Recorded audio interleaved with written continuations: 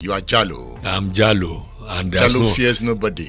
Up to today, I pray to God, and each time I'm praying, I will start by first of all saying that if I ever knew anything about the death of Uncle Bola, or anybody for that matter, I will not come out of this alive. The theory was that when they remove his cap, he has been molested and killed spiritually.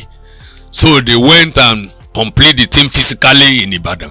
They are stupid, and they will all suffer before we leave this earth. Anybody who has hand in the death of Uncle Bola that made people like me and others suffer, we suffer. Those who still believe in that theory will suffer too.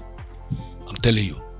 On the 23rd of December 2001, Bola Ige was murdered. Was assassinated. Yes. Were you in Ibadan that day?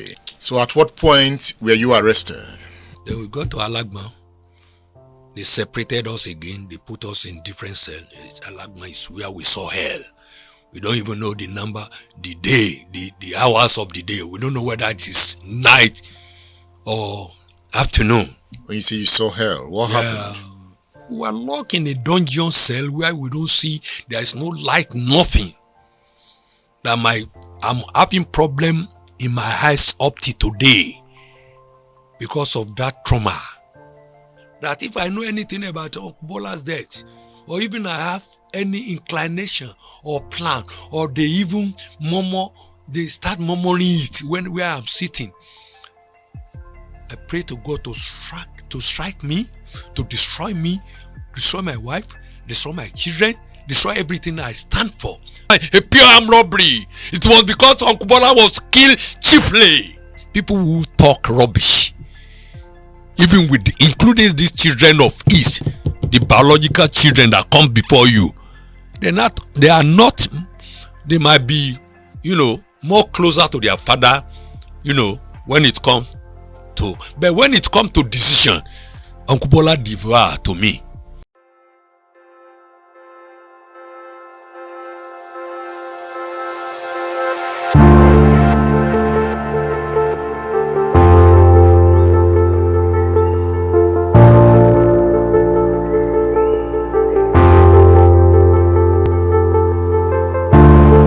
My guest is a former Minister of Police Affairs in Nigeria.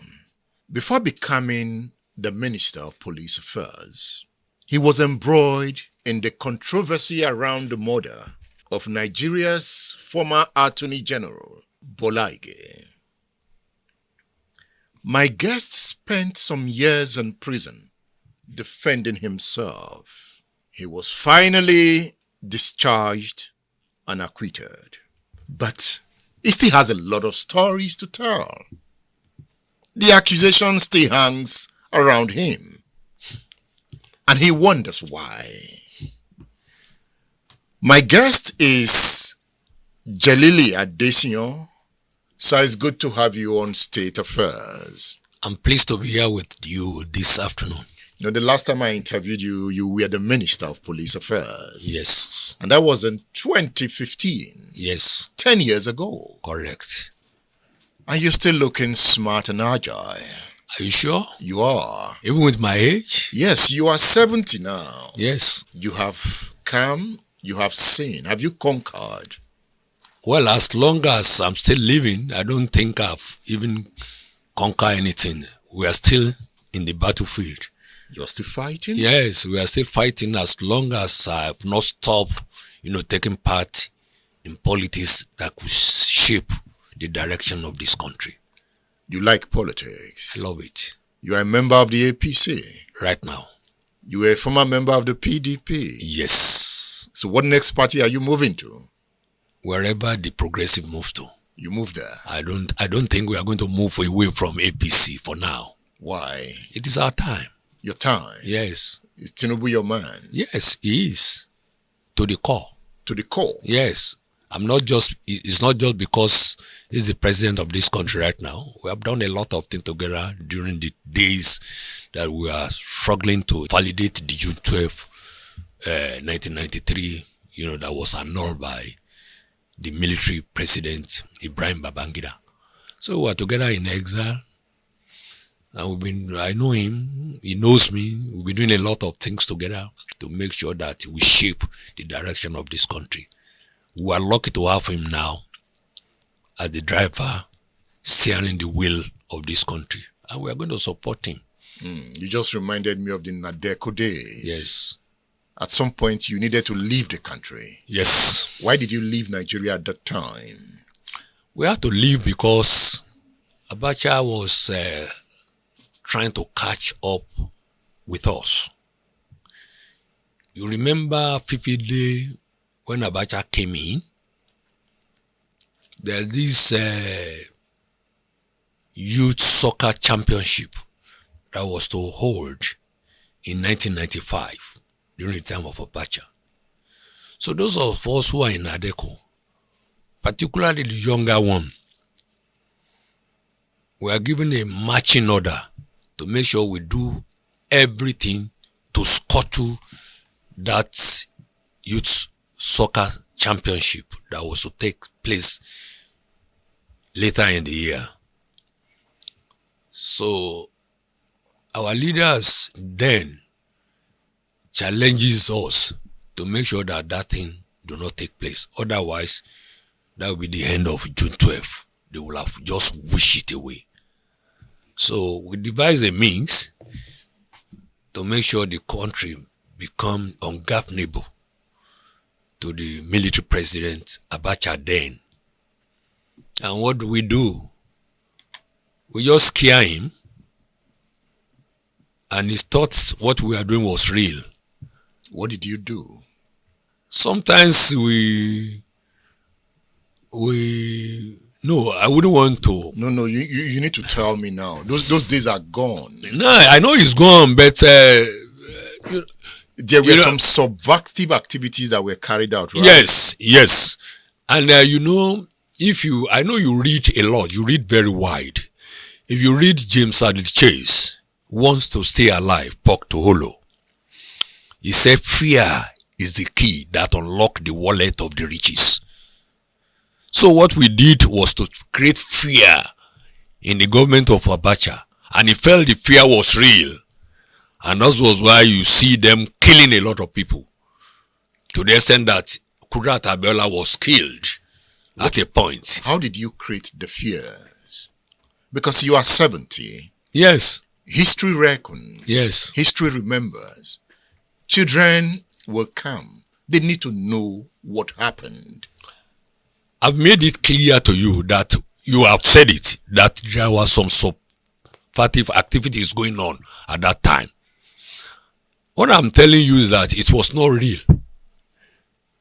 But we make it look like real. Because those are things that some people might want to use in future if there's a problem like that.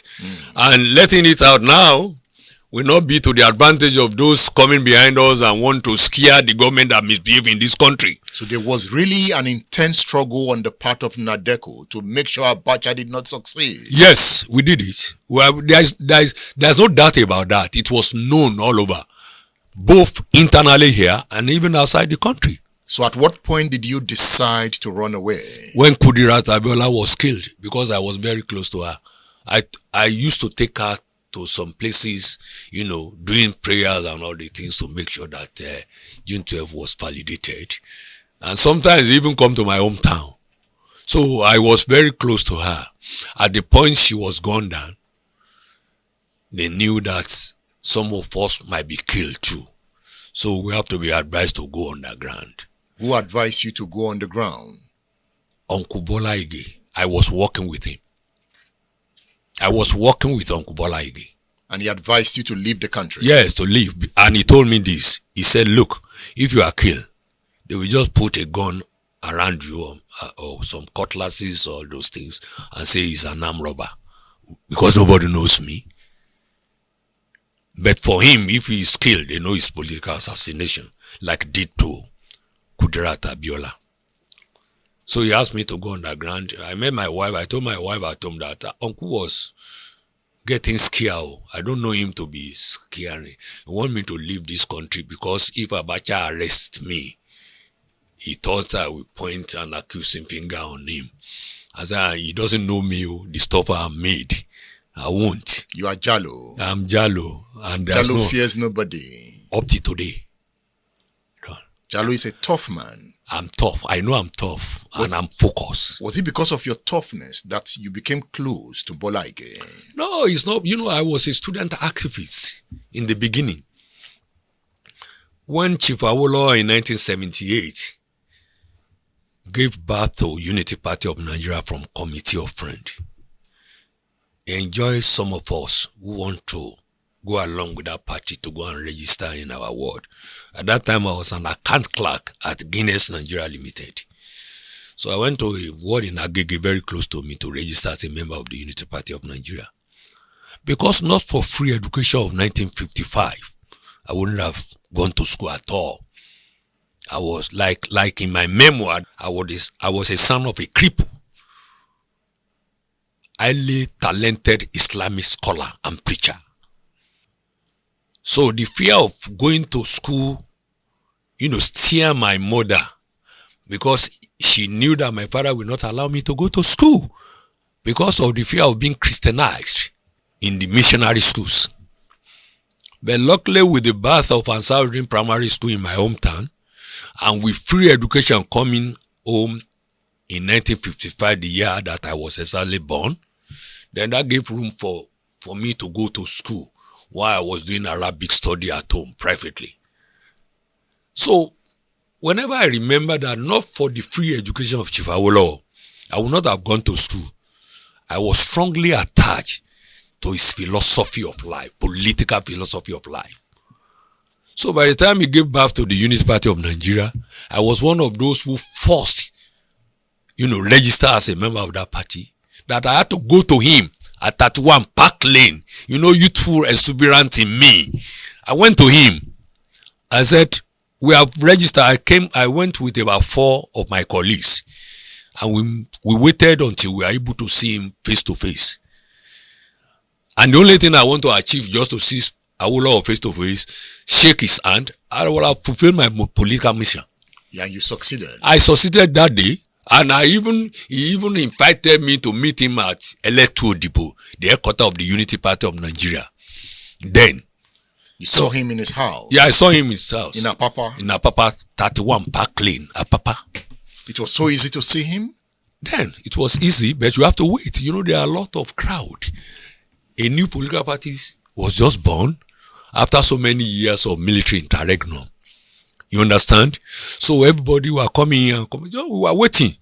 As young men, there is nothing that we are not in a hurry for anything. We waited until we were able to see him, and he asked us to meet him at the headquarters of the Unity Party of Nigeria, Electoral Depot. That was when he introduced me to Ebenezer Abatoke, the director of organization of the Unity Party of Nigeria then. And he was even the one that encouraged me to go back to school. Go back to school to do what? To advance my knowledge. Because he told us point blank that the type of the country you want to see being run tomorrow in Nigeria is not the one that are meant for mediocres. You must be sound educationally to be those who will be among those who will be steering the wheel of this country. So he told us, a young man, you think that a Messiah have just spoken to you, and you have to keep it, and you have to look for a way to make sure that what he told you become a reality. So I immediately started looking for school to go.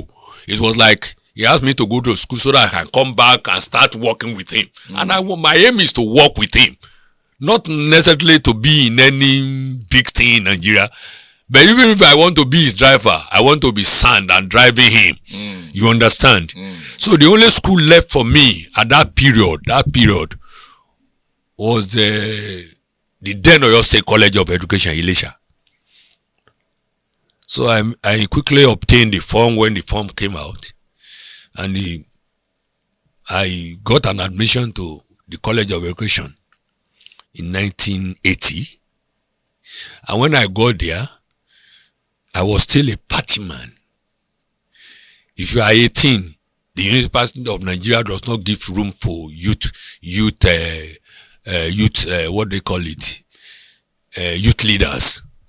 because the thinking of the leadership of the University of Nigeria is that the youth could be rebellious, and youth are always rebel.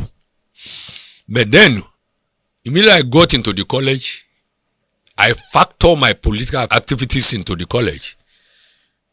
Then I established the Unity Party of Nigeria student wing. Then I became the head in all the colleges of education in Oyo State then. That is Ilesha, Oyo, and I think Wesley College in Ibadan here. So I was their president. Then I became an activist. And when it comes to your right, I fight your right. People will say I'm tough. I'm stubborn. I fight. I don't fight because of myself. I fight because of others. So I became an activist in the college. So much that at a stage I was rusticated. It was because they found out that I was a member of the Unity Party of Nigeria that they recalled me back into the college. But with a caveat that I should not take part in any student union activities. So I've been like that, and it was during that period that Uncle Bola noticed me. And now he needed me. So he invited me, we had chat, because I led the student protest of 1980 to Ibadan. It was fierce. Then he was the governor. He was the governor of the whole Oyo State. Then he asked some people to do some works on me. Because I wasn't the president of the student union. I was just in part 1. But I carry all the students along with me. Senior, junior, and everybody. They saw me as a promised leader. So he had to invite me. Even when I was rusticated, he invited me, and they did some work on me. They discovered that my political alliance was to the Unity Party of Nigeria, not to the MPN. So they have to recall me back to school. And nobody disturbed me except that I don't take part in student union activities. So that was your meeting? Yes. With Uncle Bola? Since that day, it's like a meeting of a father and his son till he passed on. So after College of Education in Elisha, I immediately went to serve. That time, NCE graduates go for National Youth Service Corps. I went to serve. While in service, I obtained, because I knew that NCE cannot take me anywhere with the type of people that I look up to. That cannot take me anywhere. I immediately obtained a form to get a direct admission at the University of Ibadan. And luckily, I was admitted. So I went immediately after my National Youth Service Corps to the university. And I did my first degree there. Immediately I finished my first degree. I passed very well. Your degree was in education? It was in history and adult education at Department of Adult Education, Faculty of Education, University of Ibadan. And you also obtained a master's from the same university? Yeah, immediately. And when I finished, I even obtained a PhD form.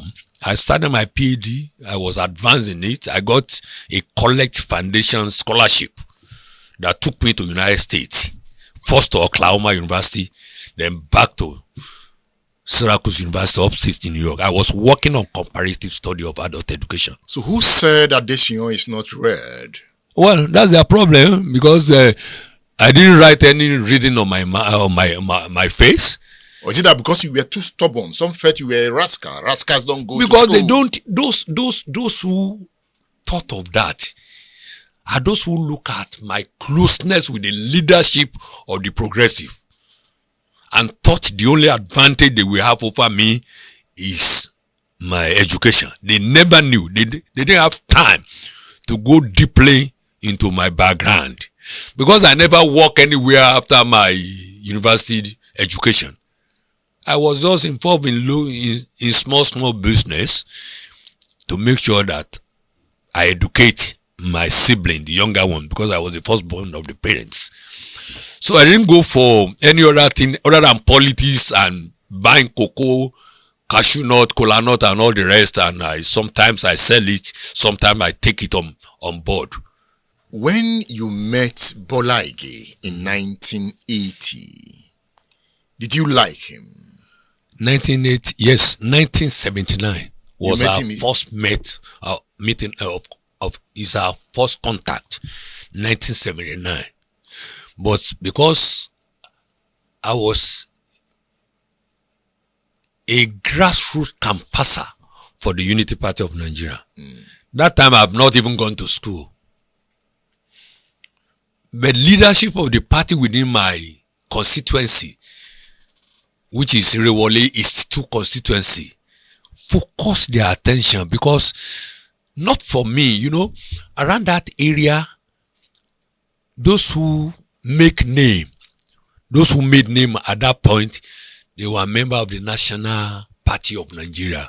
When you talk of Odeomu, Magan, Orile Modakeke, where we'll have the like of Alawode, all those people. I was the one that confronted their leadership. So they noticed me. Youthful exuberant, I don't care. You are done already. Do you need fear folly? Nothing. And you are not doing this thing to impress anybody. You are doing it because it comes from your consciousness. So you put everything there. And you don't fear anybody. So from that 1979 till Bola Ige died, yes, you were a Bola Ige boy. Even my children today believe that Bola Ige was my father. Because the last person that Bola Ige gave money to before he was assassinated was my wife for Christmas and New Year for my children. $500. The second or third day he was assassinated. You can see the closeness.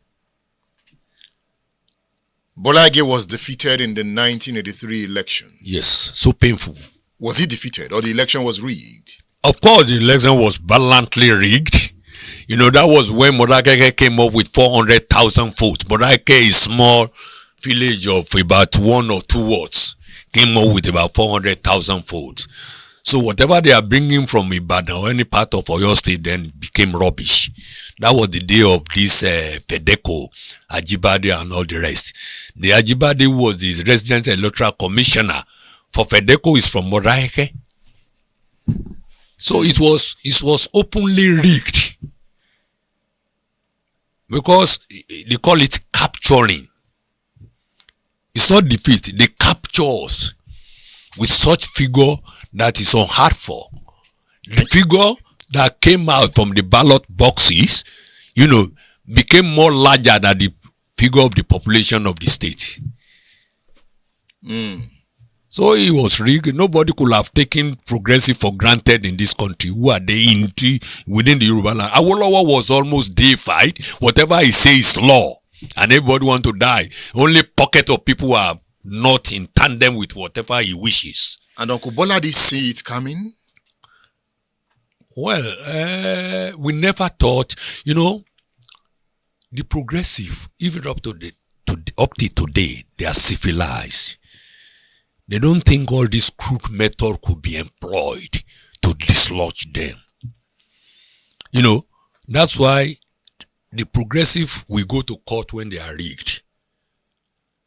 But today, we don't want to go to court. We want people to go to court when we win them now. We have learned a lot of lessons. Once beaten, twice shy, they say. So that romance with Uncle Bola Ige continued into the Nadeko days. Yes. You stood with him. And he advised you to leave the country. Yes. Why did you return to Nigeria? He called me back.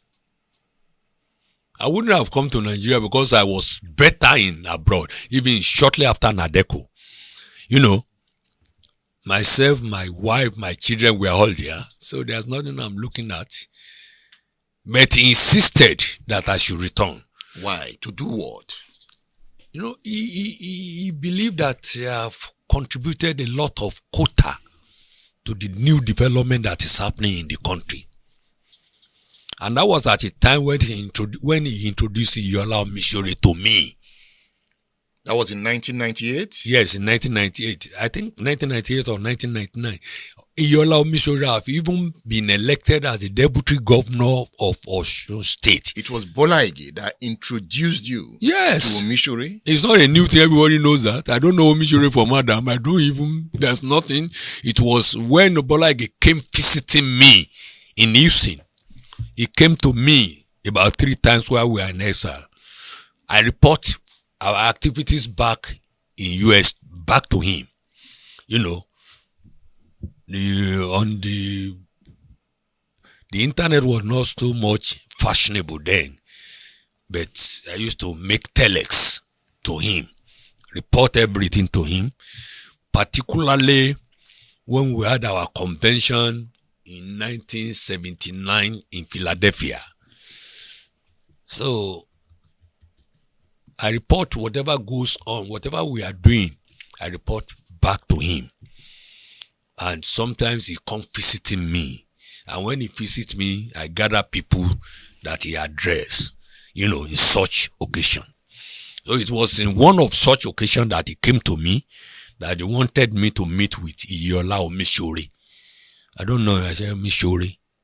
I said, is he the one that King Sunny Ade sang his praise?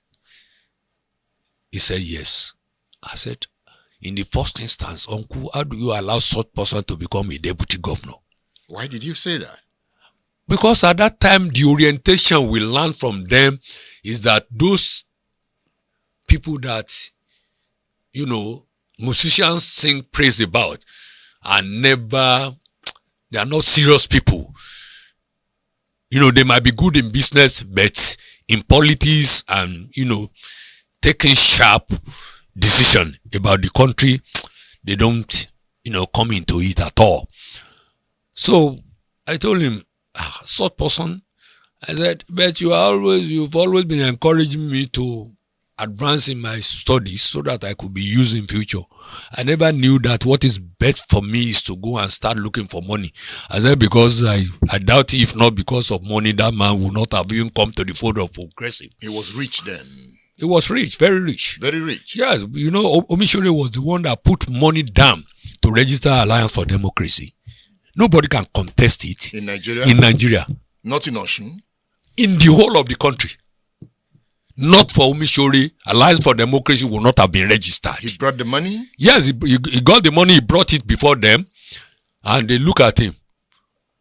You know, he was in the UNCP, that Abacha's party. Abacha's party that the uncle called the fingers, the 5 fingers of leprous. So, for anybody who associates themselves with such party, people like me don't respect them. The fact that he has associated with that party does not even give me opportunity to want to know more about him. And this was the man Bola Ige was introducing to you. Yes, he introduced him to me, and for the first time, I have to look straight at Uncle Bola's face and say, why do you have to? He said, already he's the deputy governor of the state. He's an engineer. That was when he was canvassing me for him. Uncle Bola was canvassing him for me for Omisore. And he said he was well read, an engineer, and he helped them so much to make sure that the party was registered. And he's ready to learn. And he wants me to meet him. I said, okay. And you know the way I look at Uncle Bola, he wasn't deputy governor yet. He was the deputy governor elected but not sworn in. Okay. This was in 1999? Yes, 1999. Good. So when Uncle Bola got back to Nigeria, he invited Omisore and spoke to him about me. I think the following week, Omisore came down to Houston to meet with me. Why were you so important? Why was then Uncle Bola? Then. Yeah, why? Me in the whole Oyo State is one I'm one. People might not want to know that today. I'm telling them. When it comes to politics of Oyo State. Old Oyo State? Old Oyo State. Because you are now from Osun State? Yes. Before Osun State was created. It is me. Did Bola Ige and others. Did Omisore sponsor the election of BC Akonde? Yes, he did. Bola Ige told you that? Yes, he did. He put money down. He put money down. Yes, he wanted to contest as a governor, but when they asked him to go and sit down, he agreed with them. That was what even drew them to him. They asked him to go and sit down. Yes, and learn from Chief Bola Ige. So they told him to be deputy. Yeah, to be deputy. So what was the deal? After deputy, what next? You know, I wasn't in the country. I wasn't in the country. You now came back. When I now came back, I came back because Uncle Bola wanted me to come home. Already, Omishore had come to meet me in Houston. We have struck a friendship deal politically. He was the deputy governor. Uncle Bola was the leader of the party in both Oyo and Osun State. And the two of them are impressing it on me to come home. And I had to leave. I gave my wife only 2 weeks to prepare going back home. Because US is not our place. We came because of the trouble at home. So we came back. I came back. And I joined the party. I was elected as the assistant secretary of the party. I wanted to go for the, what they call it, there was this particular position I wanted to go for. I've forgotten. If I remember, I will let you know.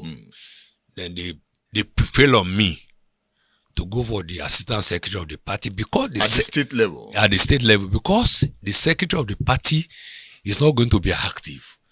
It's Chief Awomalo, SAN. They just want to use his name as the secretary. Why I will man the secretariat of the party. Did you man the secretariat eventually? I did. That was what I did before the small problem between him and the governor started. Omishore and the governor. Yes. Now, by the time Bola Ige came to the United States to speak about Omishore, had he lost the primaries at D. Rovan's Hotel? No. Let me tell you what happened. When the D. Rovan Hotel decision was to be taken, Uncle left the country thinking that everything is there for him. He has looked at the personality that are going to sit and decide who will fly the flag of the party at the presidential level. And he saw himself to be very, very advantageous, in advantage position. He left for London. When he got to London, he called me. He said he wanted me to come and join him in London so that the two of us will travel back to Nigeria together when the decision will have been taken and he will have been announced as the presidential candidate of Alliance for Democracy. He was confident he was going to win. Yes, very, very confident. And he told us. He told me. It's not about hearsay. People who talk rubbish. Even with, including these children of East, the biological children that come before you. They might be, more closer to their father, when it comes to, but when it comes to decision, Uncle Bola devour to me. Sometimes he will report some of this son to me. He will report him to me. When he hear. That's how close. They know that I was very close to their father. They know. The last time Uncle was coming to me and I want to be challenged. Muiwa called me, he was in US. I think it was in either Maryland, I don't know exactly, or Massachusetts. He called me, he said the father was coming to me in 2 days' time in Houston. That he wanted me to buy him flight ticket so that he can come with the father. I told him, I'm struggling here, you are struggling there. Buy your ticket. He was in Chicago. I don't know, he's in one of the states in the United States. That was when he was studying. Yes. So he told me that the father was coming. We are all, we talk, though at platonic level because it's very, very junior to me. He wanted me to buy the ticket so that he can accompany the father to me. Because I bought the father's ticket. You bought Bola Ige's ticket? Yes, from New York to Houston, back. So he wanted me to buy the ticket too. It's a no-no. It's not that he cannot buy his own ticket. It's a no-no. And when Bola Ige visited me, I was always high up. People look at me in Houston. You know, Houston is a very big city in the United States. Bola Ige is coming. And he has a nephew in Houston, Shola. Let's come back to D. Robans. So he said I should join him, that they are meeting tomorrow. And he wanted to go back to Nigeria the second day. And he wanted me to accompany him. He told me Professor Wole Soyinka will be accompanying him. He told me Colonel Osadebayo, late Colonel Osadebayo, you know him from Kwara State that just passed on now, will be accompanying him, and he want me to join the league. That's after he must have been declared the winner. So Colonel Osadebayo himself was in Canada. He called me because he used to visit us in Houston too. So he called me, he said, have I been reached by Uncle Bola? I said yes, because he's trying to reach me. He said, we should all meet in London with him and fly back to Nigeria. But when the decision was taken and it was not to his favor, that was the end of the whole thing. We were all saddened. It's unfortunate Colonel Osadebayo is not alive. He was weeping. Well, what do you think happened that day? From what you know now. Well, you see, we are all human. And everybody like good things of life, particularly the leadership.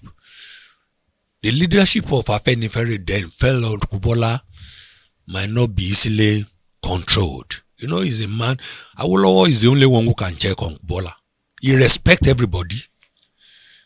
But God endow him with wisdom and an ability to navigate difficult situations, just like the sage, Chief Awolowo. So they fell. I think they fell because I wasn't there. I think they felt that they will not be able to control him the way they can control Olufalaye. And though everything changed, even those who are very, very close to Uncle Bola changed too. And it was just unfortunate. And that's led to the bitter rivalry that Afenifere has to face in future then. Because how can you match Chief Olufalaye with Uncle Bola Ige? It's unthinkable. And that was what made Bola Ige became the gain of Obasanjo. Okay. Now, Bola Ige was angry. Yes. He was disappointed. We were all disappointed. Those of us who believe in his leadership were entirely, progressively disappointed. Did he decide to fight back? I didn't see him doing that. Because he never called us to say we are going to fight these people. It is the people that kept on fighting him. You know, his status rose much more than even the presidential candidate. That he has to be begged to accompany them to most of the campaign, you know. And he did. He did. He campaigned for Falaye. He campaigned for him. Yeah, he's a progressive. He never mind because, you know, Uncle Bola, what I know about him, he believes strongly in God. He believes that everything that happens is destined to happen to any human being. That's what I can just deduce from his mannerism. So he campaigned for them, and we lost the election. And you know, the rest become history anyway. Did he tell you when he decided to join the Obasanjo government? He didn't tell me. He didn't tell you? He didn't tell me. You were no longer close to him? No, I was close to him. At the time he joined the Obasanjo government, you know, it was a decision taken by those who are, you know, higher than us. decision taken by people like Professor Wole Soyinka and his immediate lieutenant who are higher than us. We are just boys to them. You know, it was a decision taken as our level for him to join. I don't think it was the decision of Afenifere because the Afenifere body opposed to it. But there are some, you know, kitchen, you know, friends that we always advise him and he believes strongly in them. This is the Afenifere that had let him down. So would they stop him if his close friend, those who voted for him at that election that was never materialized, when they advise him, he has to take it. Were you in support of it? For joining the Obasanjo government? Whatever Uncle wants to do, whether I like it or not, I will say, who is me? I supported him. Anything he does is right to me. You don't even tell me that Uncle Bola was wrong in any way till he pass on. I will hate you. You can't question him. No. He was your leader. Yeah, he was my leader. If you call this thing, you know it's black. This mic is black. Now, if Uncle say, don't you see that black is white? I believe it's white. If you call it black, I will quarrel with you. At what point did he fall out with Omishore? They never fell out. That's the mistake people are making. Let me tell you what happened. When there was this problem going on in Osun State, when I was the assistant secretary of the party, like you know, whether you give it to me or you don't give it to me, I am 70. I have no apology, whatever comes out of my mouth. I'm a strong contender in Osun politics, as I was in the whole Oyo State. Like I told you, Uncle Bola introduced Omishore to me, and we became close. I saw him to be what Uncle Bola presented him to me to represent. Having gotten close to him. So when this problem started, I went to Uncle Bola. I said, this problem brewing between the deputy and the governor. How do we address it? What was the problem between Omishore and Bisi Akande? It wasn't, we cannot even say exactly what happened. Chief Bisi Akande and Omishore, they are very, very close. You know, some people, I think, and I want you to bracket the word think. I think there are some people who believe that after Chief Bisi Akande will have left as a governor and Omishore step in, he will become uncontrollable. They were the one that brought that girl, you know, telling each of them what they want to hear as against what is happening between the two of them. Omishore wanted to be governor? Yes, he wanted to be governor after Bisi Akande. After 4 years of Bisi Akande or after 8 years of Bisi Akande? I wasn't at home like I told you. No, you were now the assistant secretary. Yes, by the time, what the story I had was that Chief Bisi Akande, the story I had. But you were the assistant secretary. Before I came home at all, when the party was formed, when Omishore was asked to step down for Chief Bisi Akande, this senator from Ilesha, Akinfenwa, himself has to step down for Chief Bisi Akande. Chief Bola Ige has no mind of even running as a governor. He was the chairman of the party. Who was dictating who stepped down? Was it Bola Ige? It was Uncle Bola. So it was Bola Ige that handpicked Bisi Akande? Of course, there's no doubt about that. Okay. It was him. And there are so many stories that are attached to it, but it's not for the consumption of the public. Why? Because there are some things that remain with you till you pass on. You still have that philosophy? Yes, I have it. You don't reveal everything? No. You keep some? Yes, you keep some to your chest and die with you. Now, I think what they told me while I was abroad, that Chief Bola Ige will do one term for 4 years. And that time, Omisore will have learned from Chief Bola Ige. And most of the youth that were in the Alliance for Democracy in Osun State, they are people that Omisore brought into the party. And there are very many. You understand? So, and the time was running. And people have started, thinking that after these 4 years, this man will step in as the governor of the state. So I think they are the one that caused problem. So that was when the crisis started? Yes, it was just a mere platonic crisis. So when you went to Bola Ige, I said, raised the issue. And then I said, should I leave Omisore? He said I should not leave him. Because he had told me that day that Wale is enough with him, that boy. I wouldn't have even come. Omisore knows I won't go back to him. But he said I should remain there with him. At a point, he now invited. Kunle was active too. Muiwa is not active in politics. He was not even in politics at all.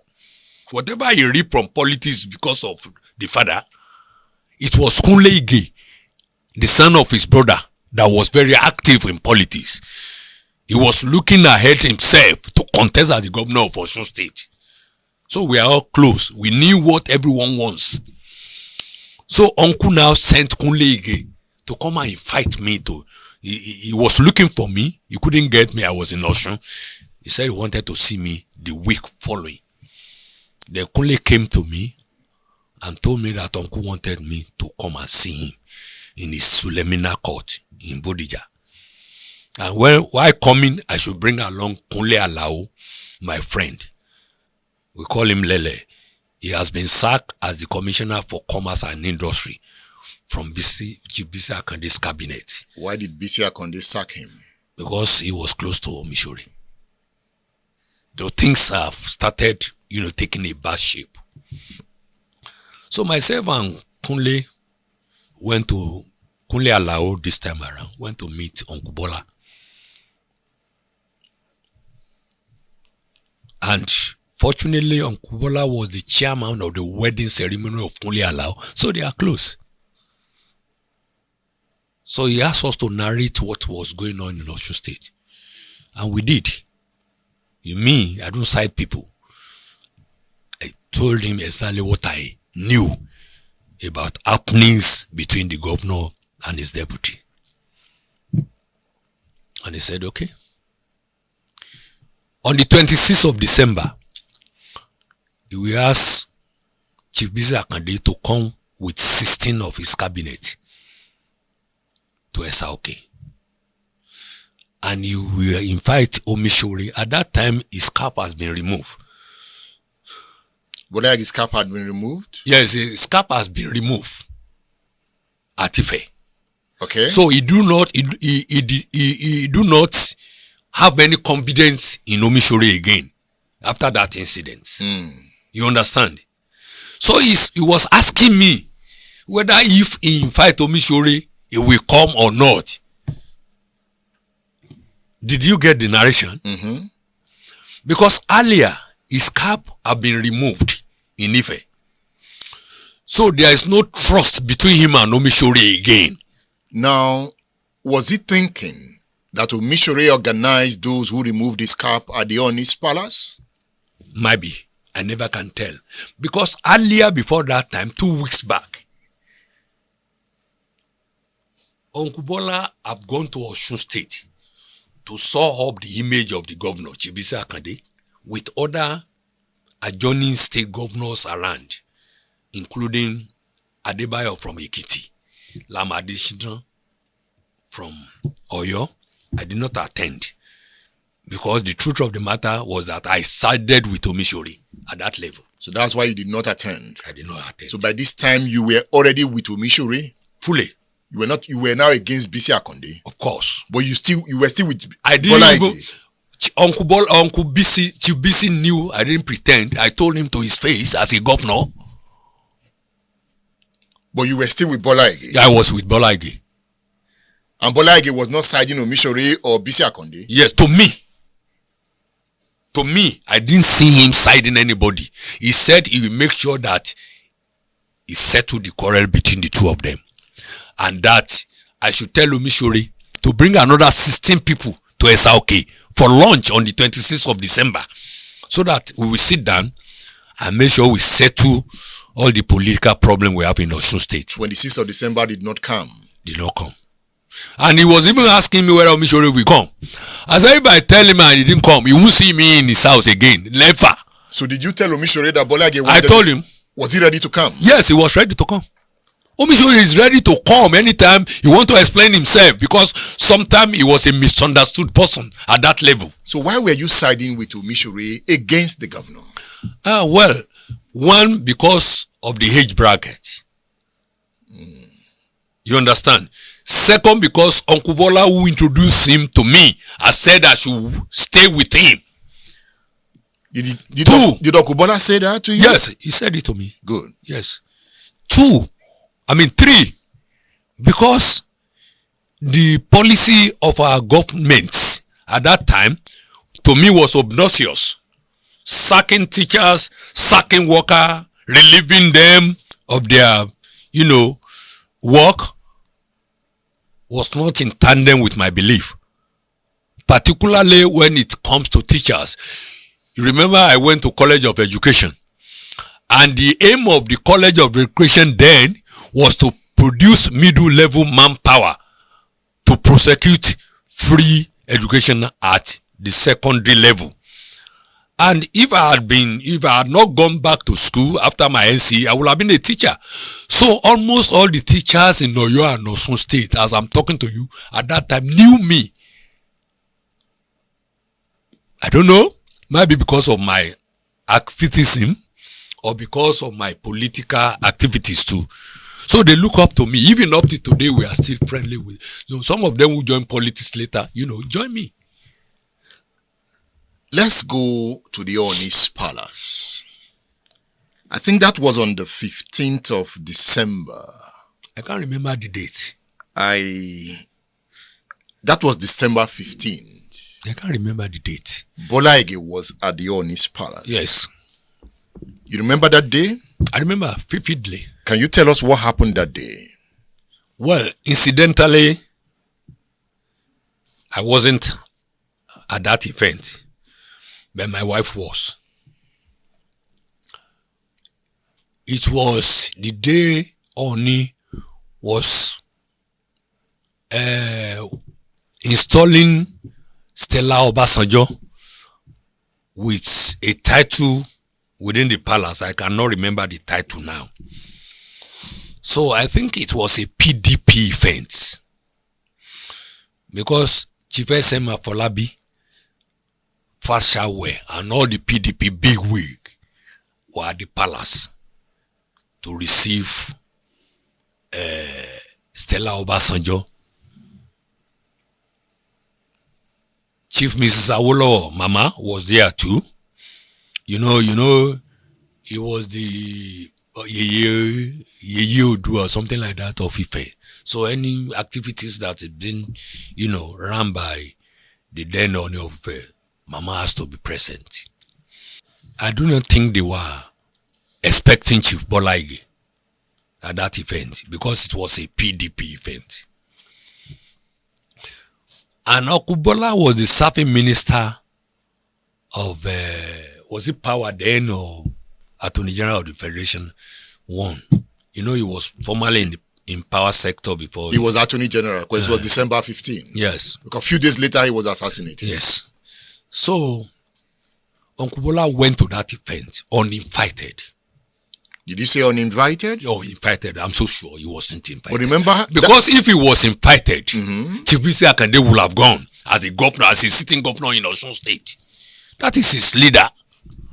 I'm so sure he wasn't invited, because there was no even seat for him. By the time he got there. Mrs. Ete, who was a member of the House of Representatives, who was very close to my wife, they always go. She was the one that invited my wife to the occasion. Was given a seat in front. My wife sat behind her. When Uncle Bola came, there was no seat for him. So Mrs. Ete has to stand up from his seat to give room for Uncle Bola to sit. It that later became Speaker of the House of Reps. Yeah, then my wife stood up again for Mrs. Ete to sit. Then they looked for another chair for my wife. But when everybody were proceeding to the inner palace, maybe for reception or something like that, it was at that time that I was told that Uncle Bola was embarrassed or molested, and his cap was removed. His cap was removed.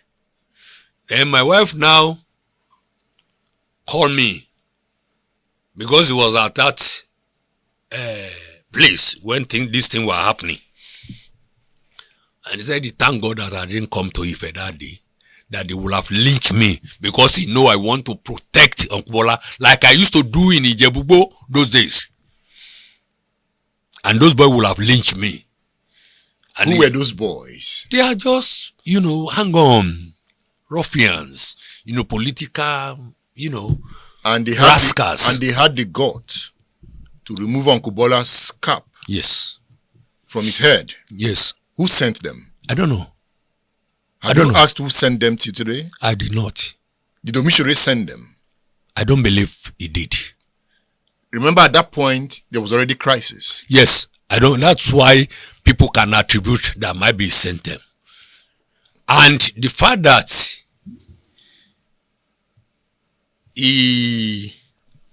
how do I put it? The fact that he came from the molestation of Uncle Bola, who had earlier 2 weeks back molested him in Oshogbo. Wait, Uncle Bola had molested Omishore? Yes. In Oshogbo? Yes. How? At the time he went for that rally to saw up the image of the governor, because the image of the governors at that time was in the lower head. He called Omishore a lot of unprintable name, which was recorded. Everybody, all the speaker attacked Omishore. Omishore wasn't there. He was not invited to that thing. But at that time, that was the apogee of his popularity in Osun State. You understand what I mean? So I think it was the fallout that made those rascals, the political rascal in Ife, to embarrass him. You were not there. I wasn't there. You didn't know anything about it? At all. According to Michel, because I later asked him, he said he was the one who even escorted Uncle out of that place. When he was told, he was inside the palace with the Oni and the other dignitaries when they were told what was happening outside. You understand? He said he has to rush out to escort Uncle Bola from further molestation outside the palace. Where was the Attorney General's security details when all this was happening? Well, they are with him. There are not many there with him. People will say, how many? Uncle Bola doesn't like all this security, because Uncle Bola is personally secure because of his love for people and love for, those who surrounds him. What does it mean to remove the filler of a renowned elder in Yoruba land? In politics, anything can happen. I've been beaten more than 2-3 times. Rascals, people thought I am. Strong as people thought I am. I've been molested several times. On most of these occasions, I was molested because of Uncle Bola. But what did that mean to you when you heard it? That Bola Ige's filler was removed from his hair. It means nothing. It means, that's why people like me, and even Uncle Bola too, because of this trait, you don't, that is, what they call it. It means nothing. Whoever thought removing the filler, because the theory was that when they remove his cap, he has been molested and killed spiritually. So they went and completed the thing physically in Ibadan. They are stupid. And they will all suffer before we leave this earth. Anybody who has hand in the death of Uncle Bola that made people like me and others suffer, we suffer. Those who still believe in that theory will suffer too. I'm telling you. It does. Politician, how many times have they taken pure water and threw it to SM Afolabi? Several times in Osun. It happens. To political leader, it happens. It means nothing. Did you discuss it with Bola Ige? Unfortunately, I had no time to discuss it with him. Even Uncle Bola doesn't want us to know. I'm telling you. That was why it was not carried in the paper at all. You know, it would have been a big sensational story on the pages of newspaper, front page. But we knew. The only paper that says something about it was this. This? What's the name of this paper being published by the news? This weekly small soft paper. PM News. It's not PM News. PM News have not been. It was that paper that brought out, after the death of Uncle Bola, that brought out the interview given by Omishore after that incident. And it was brought to court as an evidence. Did you discuss that incident with Omishore when it happened? Yes, I did. What did he say? He said he didn't know anything about it. That Uncle Bola was embarrassed. You can see those stupid boy, and unfortunately it happened in Ife. People will think is behind it. And Omishore is from Ife? Yes, from Ife. That was his home? Yes. So after that, the center could no longer hold? It held until the death of Adnuayo Olagbaju. Who killed Olagbaju?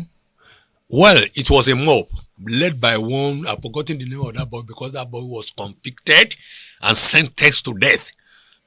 It was a mob who was sympathetic to Chief Bola Ige group. You know, the party in Ife itself has been sharply divided into two. One with Omishore, the second with Chief Bola Ige. We were told that he was the one who sledge-hammered that boy when he was being beaten. Olagbaju was a member of the House of Assembly? Yes, he was even the deputy, he was the leader of the house. And he was an Omishore man? He was to the core. To the core? Yes. So he was, they went after him. You know, it's within the Ife people too. Those who are sympathetic with Chief Bola Ige, they might not know anything about it. You know, sometimes these exuberances, they want to please the leadership. Because I know Chief Bola Ige will never tell anybody to attack anybody because of what.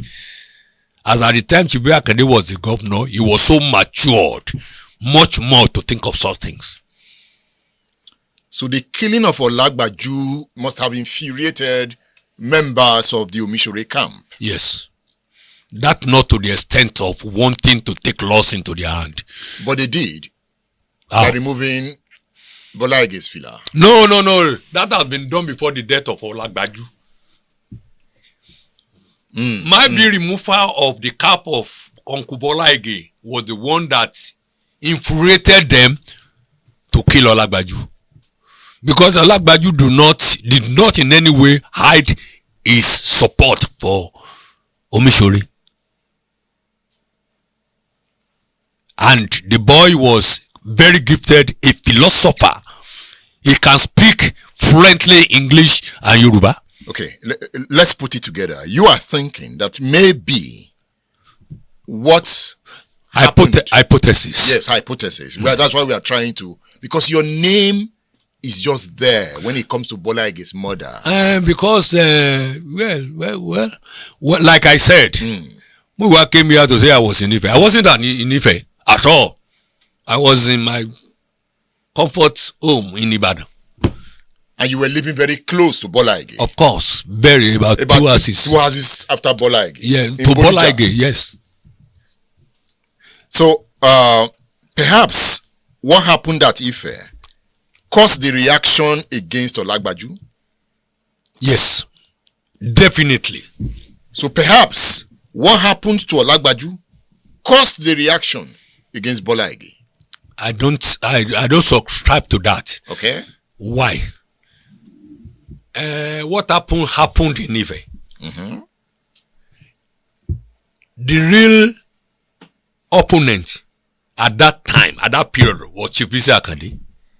Not Bola Ige. Not Bola Ige. But Bola Ige was like the godfather of Chief Of Bisi the two Akande. of them. The two of them. The two of them. Yes. But he had tongue-lashed Omishore Yes, earlier. of course. So of course. Omishore was no longer in his good book. Yes, of course. But he still want to manage the situation. Like I said, he sent Kunle Ige to me and said, Uncle wanted to see me. Why did he want to see me? I went to him and he told me he wanted to settle the rift between Uncle Bola and Chief Bisi Akande and Omishore. And we agree on a date. 26th of December. Which never came. Which never came. So on the 23rd of December, 2001, Bola Ige was murdered. Was assassinated. Yes. Were you in Ibadan that day? I wasn't in Ibadan that day. I was in Modakeke. My aunt, that's my mother's sister, was being buried. And I did not invite anybody from Omishore's side because of the problem between Ife and Modakeke at that period. So, I went to do the burial ceremony because my aunt have just lost his son, who was my guardian. So I had to stand in to make sure that she was given a befitting burial. Every one of my family were there, my wife and my children, because he was an old woman. So we did the ceremony in Modakeke that day, where I slaughtered about 2 cows. It was the leg of those 2 cows they saw in my house. They said that that's what I wanted to use to celebrate the death of Bola Ige. You can imagine people. Men. So when it was around 7 o'clock or something after 6, I asked my wife and my children to return to Ibadan. I don't want them to travel in the night. They returned while they left me and my other sibling in Modakeke. By around 7 o'clock, we two left Modakeke for Odeomu, our hometown, with my mother. Wanted to drop my mother in Odeomu and put in all other things, those who came from Odeomu. You know, there is a synergy between Odeomu and Modakeke, which you know. So I took my mother back to Odeomu and some of our relation in my car. So I attended some political friend in Odeomu. Then I left Odeomu around 9 o'clock to Ibadan with my junior brother and one of my political aide. We got to Ibadan around after 10. I dropped my junior brother in his house at Gbagi area of Ibadan. Then I returned home. When I got home, anytime I get home, and I stand my hand, my wife will come and open the gate for me. There are 2 duplexes in our compound with 2 boys' quarters. Then when I got home, the whole area was deserted. I got home around 11 o'clock. The whole area was deserted. I put my hand. Then instead of my wife to come and open the door, my neighbor, we call him Baba Jumake, came from his own boys' quarter to open the door for me. I said, come in. I said, where's my wife? Where's my children? You know, because the way he said, come in, and I didn't see my wife who was supposed to come down and open the gate for me. I said, what? Then I looked back. He looked back and saw my wife and my children clutching, the 3 of them clutching with my wife, shivering. I said, what happened? They said I should come in. They locked the gate. I said, what happened? See my 3 children and my wife. Whatever happened, I don't care again. As at that point, they said, armed robber has come again. They invaded Uncle Bola Ige house. Armed robber has come again. That was exactly what they used. They invaded Uncle Bola Ige's house. I said, this armed robber again? A week before that incident, the same set of armed robber came to the neighbor of Uncle Bola Ige's house, Mrs. Olowude, and shot her in her leg and carted away some of her valuables. A week. Because those boys, they are always on expeditions. They come to government GRA area thinking that during Christmas and New Year, some people will have come from overseas, their children, they have some dollars and pounds sterling. It's not the only place. It's not even the Mrs. Olowude house that they visited last week. That's the only place that they have visited within that area. Nobody cares. He said they shot him. When they said they shot him, I wanted to rush to his house to see him. They said, no, they have condoned off the place, that I should not go. They said they have taken him to the hospital. Then my wife told me, he's not going to sleep in this house again. No, he's not going to sleep in this house. You know, women and my children, they said they are not going to go anywhere. They are not sleeping in this house again. They cannot imagine, because it's like those people, those boys comes anytime. So I had, around 12 o'clock, I had to take them in my car, leaving our own car, to Orogun, my friend's house. So because when I was going to when we were going on exile, we were only able to take two of our children along with us. The third one, we didn't get visa for her. So I left her without my friend. So she has been accustomed to that environment, and he was a very close friend. He himself was arrested and spent about 2 or 3 days with police over this story I'm telling you. That's my friend. So we went to my friend's house. We sat down in his living room, praying for Uncle Bola. We don't know the extent of what happened. So it was in the morning, the dawn, that we had the news, press report, Uncle Bola assassinated. You know, it was a confirmation of his death. Then we started weeping, cursing, wailing. So at what point were you arrested? Yes, after that day, the police condoned the area, focusing on my house. Because they didn't meet me at home, they ransacked the house that morning. So you were just a suspect immediately? Yes, immediately. Why? Because I was supporting Omishore and I was stubborn. I didn't desist. Those who believe in Chief Bisi Akande, the governor, they have appealed to me several times, and I don't see any reason why I should stand off from Omishore. You understand? So they were looking for me. I never knew they were looking for me. So one thing is clear, you didn't sleep in your house that night? That night, I did not. Okay. Now, I went to UI immediately. I called Omishore. You know, there's no telephone that period of time. I called Omishore at UI Exchange. I told him, have you heard what happened? He said, yes. I said, how did you hear? He said, the president of the country called him. Obasanjo called him that they have assassinated Uncle Bola Ige. And he said, where am I? I said, I'm in Ibadan. I'm using the University of Ibadan telephone exchange to call him. He said the president wanted to see him.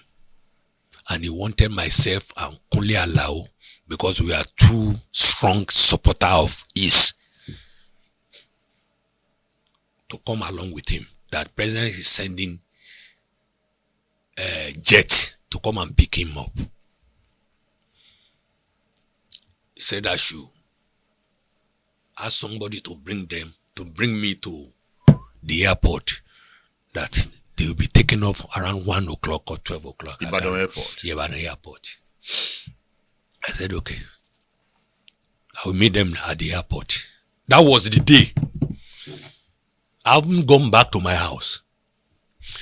I sent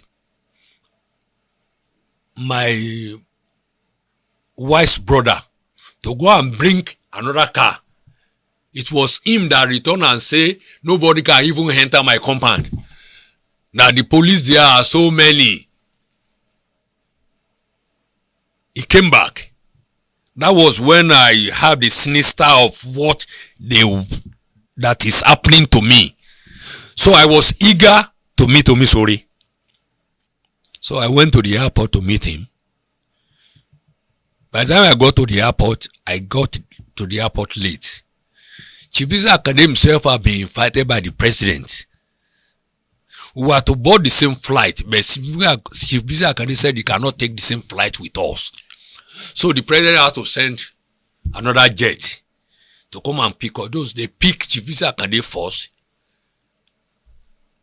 Then after, when he must have landed, another Air Force jet came to pick us up.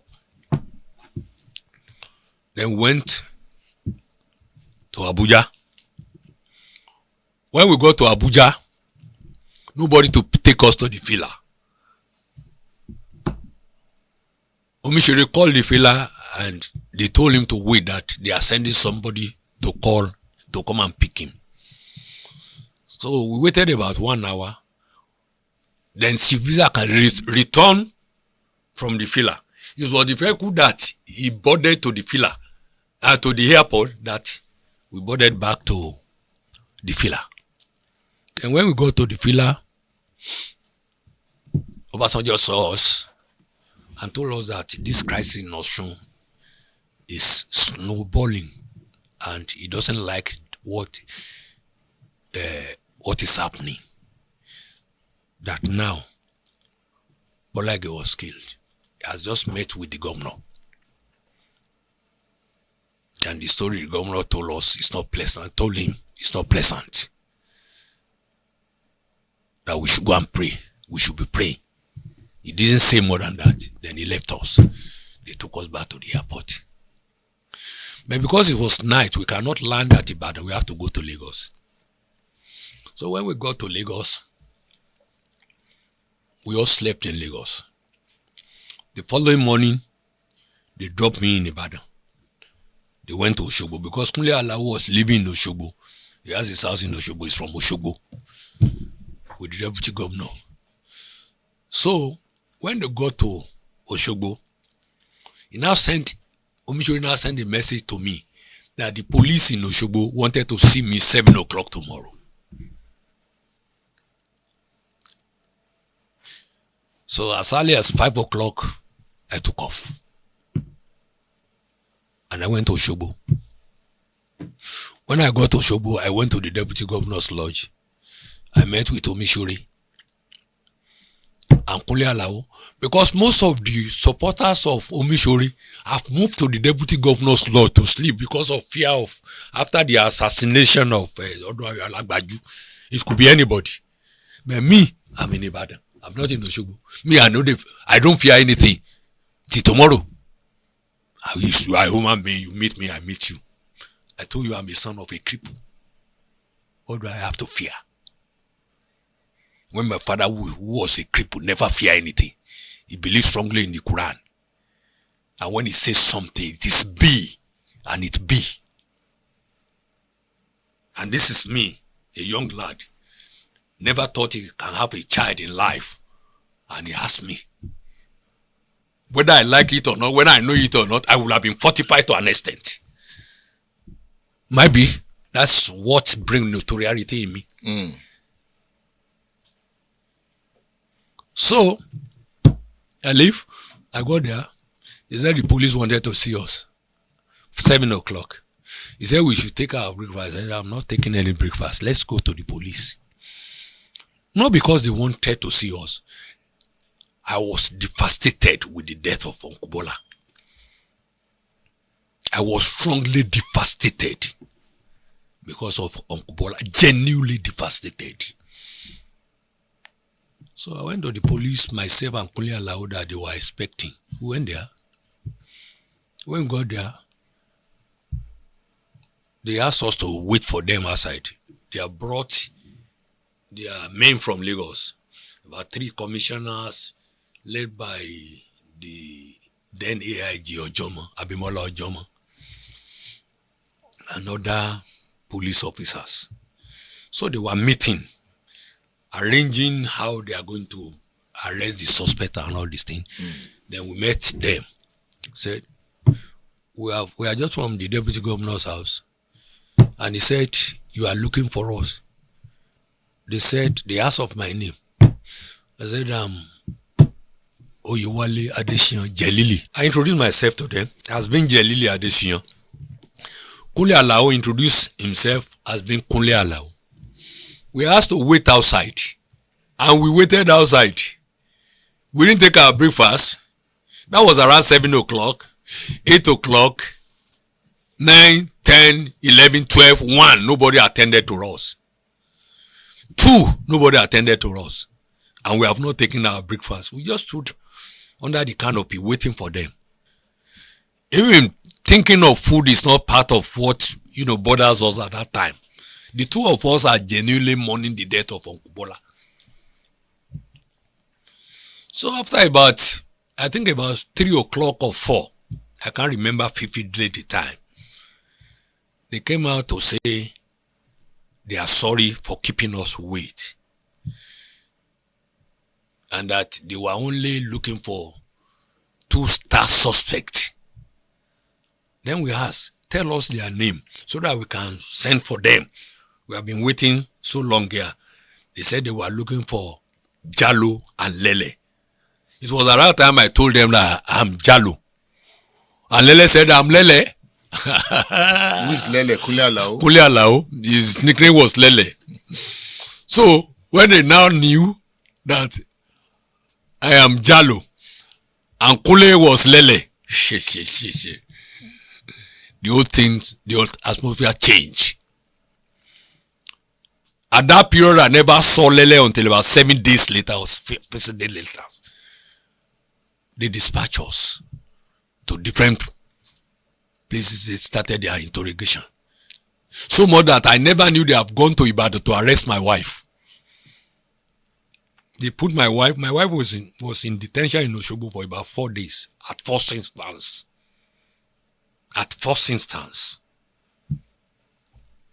So they started interrogation. And truth in every situation will set you free. You have to be truth. When situation like that happens, you don't need to lie. Otherwise, you'll be looking for an avenue to cover some lies. So why I did not see Lele? Lele did not see me. What we are putting down was like the 2 of us are sitting down in the same place. Because at that time we knew that you cannot survive with lie. Were you surprised that you were declared a suspect? I was so surprised. I never forgave those who pointed at me, and they will see the wrath of God till they die. Who pointed at you? I don't know. Might be my association with Omishore. They just thought because Omishore was the star suspect. But because he has humility, I mean what they call it, immunity. At that time, they can't arrest him as a deputy governor. So the best bet is for them to arrest those who are very close to him. Maybe they can, get out information if he is a culprit. It's not that they said I killed Bola Ige. Even in the proof of evidence I gave you, nobody mentioned my name throughout. Except when... But you were charged with conspiracy and murder. Based on circumstantial evidence. Not based on fact.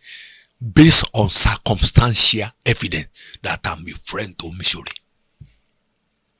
And Omishore and Chibisa Kade is quarreling. And one of the supporters of Omishore was killed. So maybe it was a reprisal attack that they have to leave Ife and use my house to stay to go and kill Uncle Bola Ige.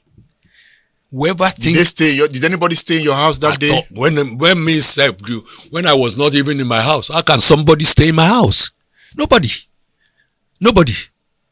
And at that time there is a lot of internecine problem between Ife and Modaike at that time. So there's no way I could have even allowed any Ife man to come near me at that time.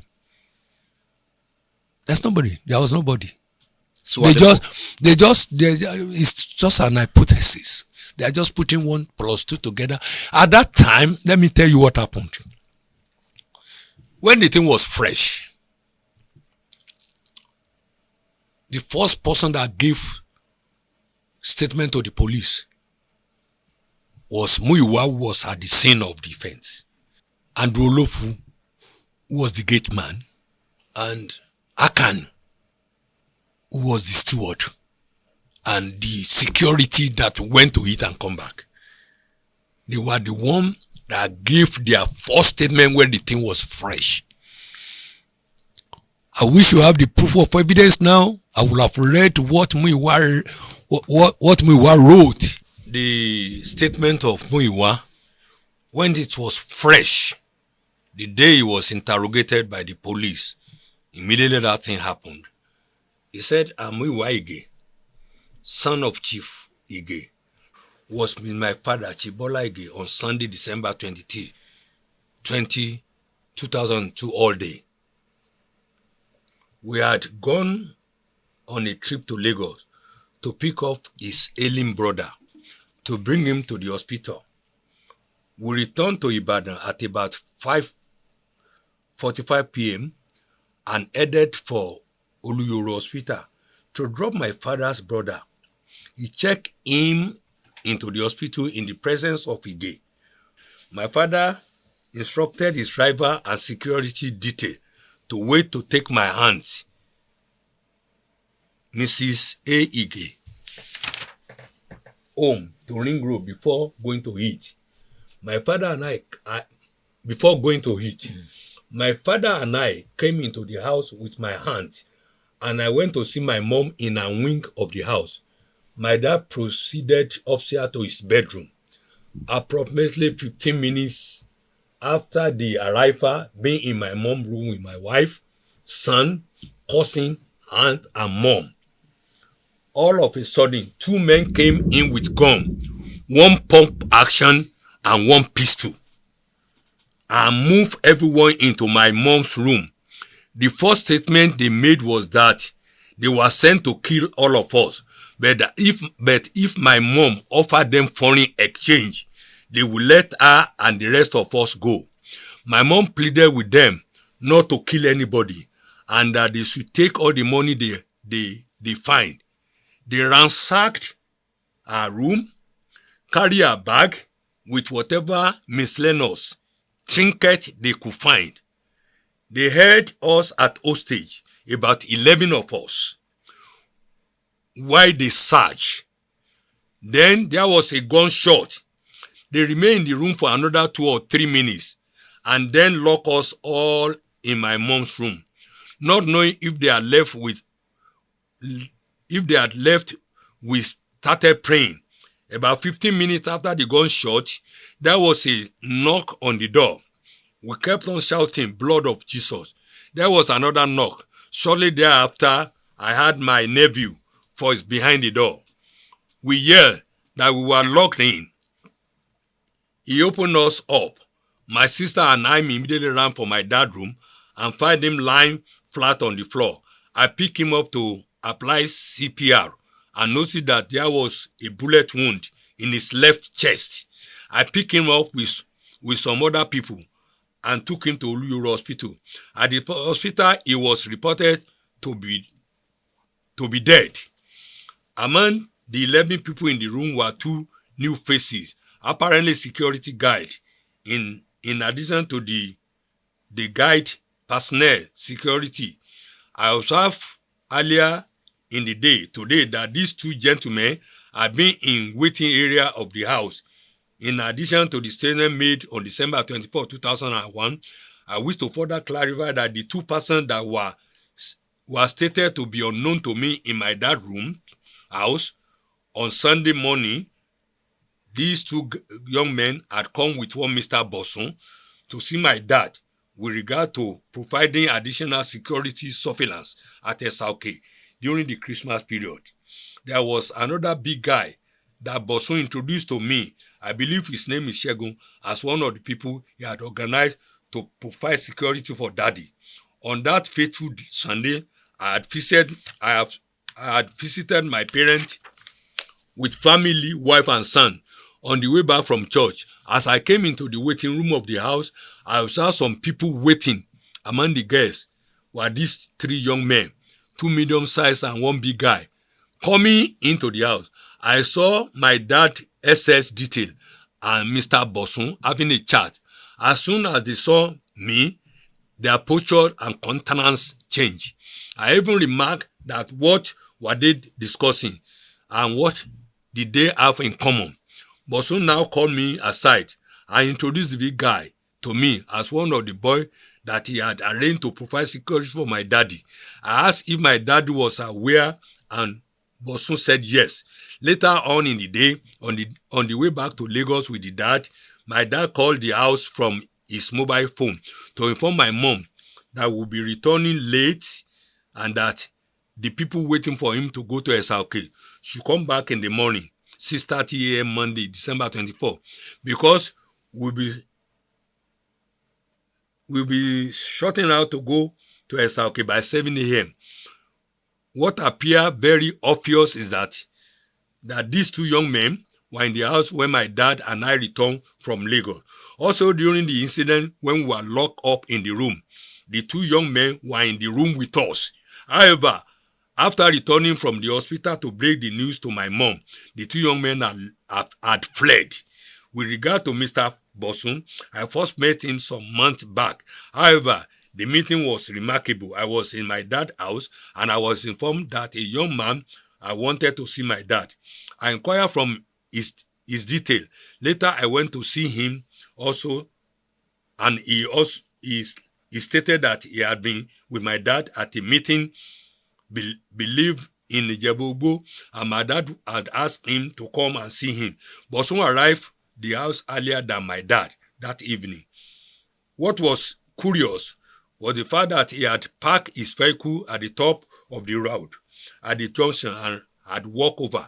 Observing this, I asked one of my dad's aide, Dixon, if he knew the Bosun guy and to go and walk by Bosun car to see if he recognized him.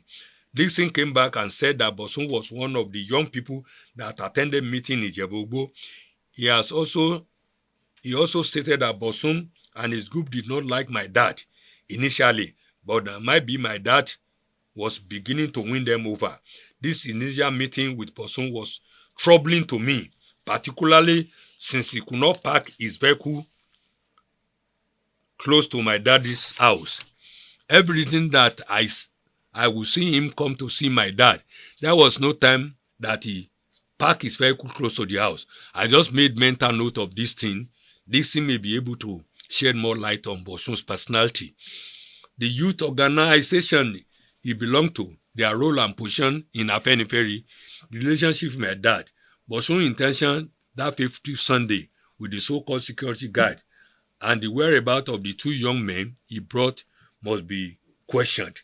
Additional question for Bosun should be that why instruction has been given by the dad that all of them should return the next day. Why were these two young men waiting in the house?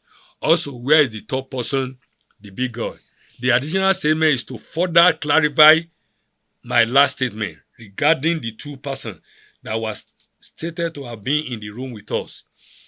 After further clarification and verification with the other people that were locked up in the room, it was to be verified that the young men that I saw in the morning had left the house before I returned with my daddy from Lagos. However, I still maintain that They were brought into the room, verified that the unknown face was that of a friend of the security guard from the guide. After returning from home from the hospital, the items stolen, that's what I want to emphasize. The items stolen from our house include sum of money, 300,000. Andamai's Piguet gold watch, name verified, jewelries, one number missing, burgundy briefcase, leather, suede, diplomatic passport, Chief Bola Ige. Further to my statement, I can recall that there were 2 unexpired cartridges by my dad's body, and the 3rd cartridge was found by the CP police when they were conducting a search of the room where my daddy's body was found. Now, what is the point we should take away from what you have read?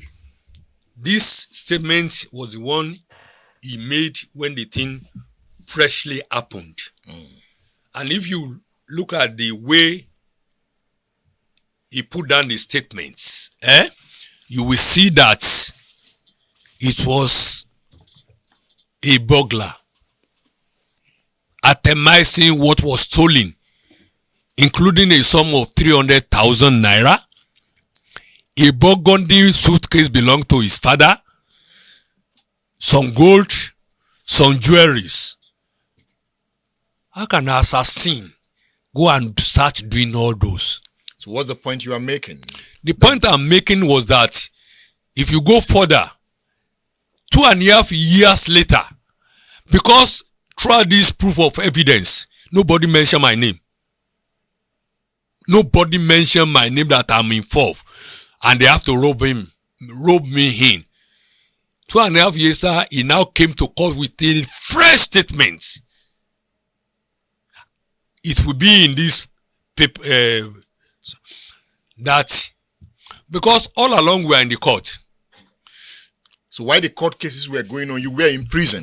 We are in prison. We are being brought to court every day. You were in Agodi prison. In Agodi place. Nobody ever mentioned my name. Even those who put hypothesis, they cannot come and verify it. And I was a target. 2.5 years later, Muiwa Ige now came with a fresh statement telling them that when he was coming to his father's house, he had to pass through my house. And he saw one vehicle belonging to the chairman of Ife East local government. He quoted the number of that vehicle belonging to Ife East local government chairman, who was a strong supporter of Omishori. He said he saw 5 FT people in dark glasses entering my house, parking that car in front. The day his father was murdered. The day his father was murdered. That was 2.5 years later. Then he said apparently those 5 people in dark glasses were the one that brought that car, because the Ife East chairman was a supporter of Omishori, and Ife Central chairman was a supporter of Chief Bola Ige. Unfortunately, when he finished writing that statement, he misquoted the number of the car of Ife Central to that of the East that they want to knock. So he said apparently those killers took off from my house. That was 2.5 years later. And said they went to my house.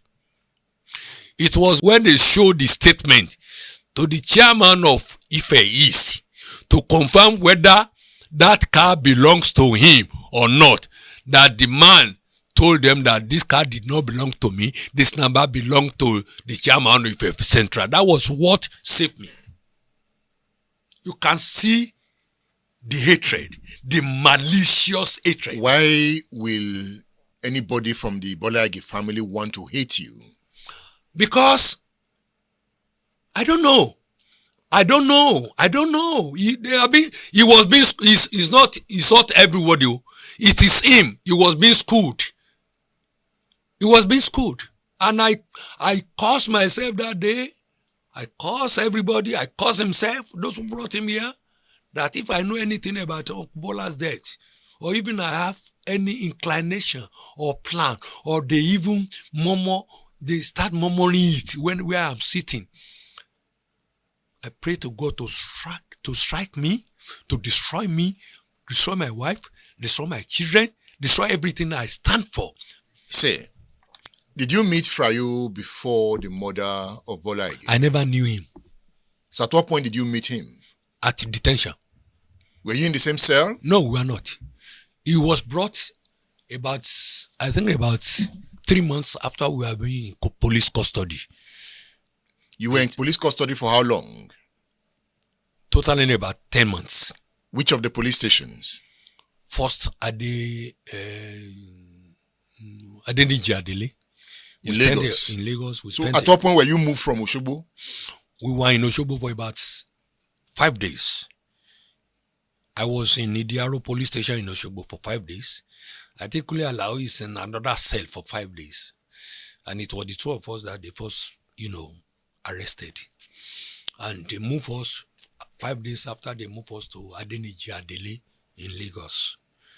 And we were in Adeni for about a week. We didn't stay in the same cell anyway. We only knew that we were in the same police custody when we were about to be moved to another cell. It was when it came out that we have to be transported to Alagban that I knew that he was in the same police cell with me after about 5 days. Then we got to Alagban. They separated us again. They put us in different cells. Alagban is where we saw hell.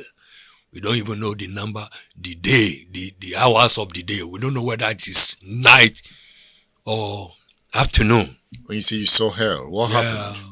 We were locked in a dungeon cell where we don't see, there is no light, nothing. I'm having problem in my eyes up to today because of that trauma. It was a hell. I will never forgive whoever was behind it. Omishore could not help you. He was the deputy governor, was a suspect. He couldn't even reach us. Who is he to help us? When is the problem? When he was in problem? It was after his tenure expired or they did kangaroo impeachment that he was arrested. After we were spent about 1 year in cell. We have already been moved to Agodi Church to court before Omishore was arrested. What was those years like for you? It was a hell. I never wanted to remember it. Were you praying? Did you pray? Did you call on Bola Ige to see you? I pray to God. And each time I'm praying, I will start by first of all saying that if I ever knew anything about the death of Uncle Bola, or anybody for that matter, I will not come out of this alive. And at a point, my wife was arrested again, rearrested again and brought to Alagban. Why? They just for interrogation. It is me and my wife. And Lele, those are the 3 people among the political associates of Omishore that face hell, and Alani Omishore and that chairman of Ife East is dead now. So it was a thing we will never remember. So when I see them year in, year out, when they want to celebrate the passing of Uncle Bola, I think it was at 23rd of every December, and they call me and they are still referring to me. I cursed them. I won't lie. You were eventually discharged and acquitted. Yes, because there's nothing to link. There's no nexus that connects us with the death of Uncle Bola. People don't know that at the time they brought in FBI from United States to come and interrogate us. They interrogated us and gave us a clean slate. FBI. White guys? Yeah, Federal Bureau of Investigation from New York. So Obasanjo investigated? Yeah, to the point that there was a lot of pressure on him. Sometimes I pity him. Sometimes I don't pity him. Why? Because he has to stand to truth. Why did you pity him? I pity him because there were a lot of pressure. Because me, as far as myself is concerned, it was a case of armed robbery, pure and simple. And those armed robbers were later gone down on that road. 3 of them, and exhibited. It was in all the newspaper, but they are prosecuting the wrong people. They don't want the people to know. Can it be armed robbery? Yeah, it was armed robbery. You can see. How can an assassin come into the house and steal 300,000, burgundy toothpaste, all these things? Look at how it happened. I hope his security details all disappeared. Who are the security? Only 2 of them are security detail. I'm telling you as a victim. Because we were all arraigned in court together. It's only the SS man and the ADC, who was a policeman, the SS man. Those are the 2 security. There's no other security.